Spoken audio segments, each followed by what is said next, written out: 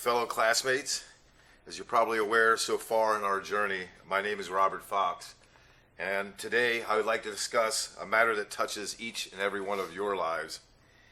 It is a subject that I'm sure many of you feel passionate about, and one that impacts us all. I am specifically speaking on the ACA, or Affordable Health Care Act. As the name implies, the Affordable Care Act certainly seems to be nobly motivated, inspired by the ever-rising cost of health care and the idea that health care is simply out of reach for some people. Most of us are willing to go along with legislation that, at face value, seems to be created to quite simply help the disadvantaged and curb costs for us all. The idea was that as more healthy people with the ability to pay enrolled, they would cover the cost of those who do not have the ability. Then, with everybody healthier, overall costs would be kept in check. However, we are duty-bound as informed citizens to consider all implications and outcomes of such a good deed. As the ACA enters its 6th year, there is available much data on its progress. So let's give the ACA a checkup and examine its vitals for cost and quality.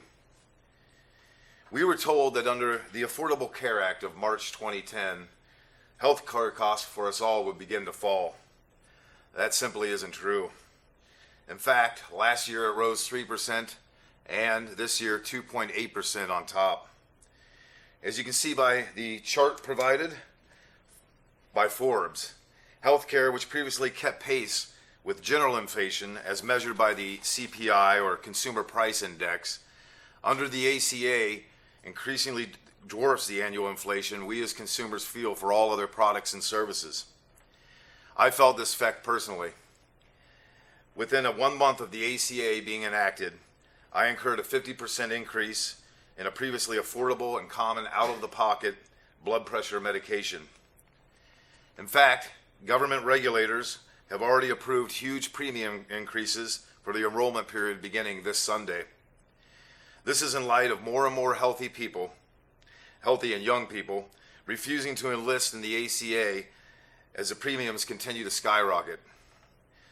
Instead, it is more economically feasible for these individuals to forego health care coverage altogether and pay a penalty in the form of something which we were promised the ACA would never be, a tax.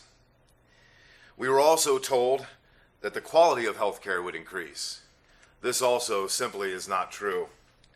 Again, from personal experience, I was neither able to keep my doctor nor my plan as promised. My deductible doubled to $10,000, and I was forced to start all over with another doctor who did not know me. And speaking of doctors, they have something to say about this as well. They are now limited by guidelines as to what types of tests and procedures they can perform, and they will be reimbursed for their services up to 40% less under the ACA. To make up for lost revenue, they will be forced to take on more patients, further diminishing quality of service. Hundreds of thousands of other doctors are simply opting out of the ACA exchange completely. When we go under the knife of a surgeon, I believe very few of us will appreciate a cut-rate cutter. Our health care in the United States is in peril, but not to be despaired of. Prior to the ACA, we had in place a system that historically produces the best products and services at the lowest cost. The system is called free enterprise. When one company realizes it can make a profit by offering a service or product at marginal cost, it undercuts those selling at higher prices and gains greater market share. However, when the government attempts to control costs, it distorts the market, and the outcome has seldom been favorable, many times catastrophic.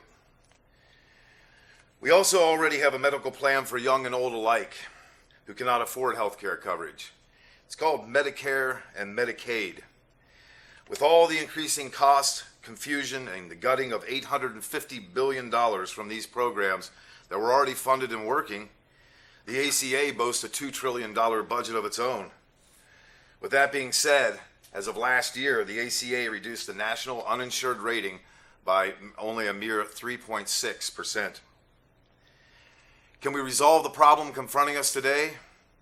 The answer is an unequivocal yes. By first replacing the ACA to make sure no American gets the coverage that they already have yanked off of them, and ultimately repealing the ACA, we can and will keep costs in check and maximize quality and innovation in the healthcare industry. Once again, we can be a leader in healthcare facilities, services, and advancements. We can ensure that our doctors, who invest an unbelievable amount of their own personal and financial resources, are guaranteed a fair return for their noble endeavor. Last but certainly not least, we can once again be able to choose what's best for ourselves and regain our liberty and personal freedom. In conclusion, I call upon you, my fellow students, to consider the issue. The ACA is already law, yet remains under heavy scrutiny.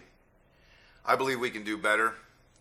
I believe it is up to us all to consider different sides to any issue and weigh them carefully, and to voice our considerations with our representatives. To paraphrase a founding father, Dr. Joseph P. Warren, upon you rests a decision for a system that will affect millions yet unborn. Act worthy of yourselves. Thank you.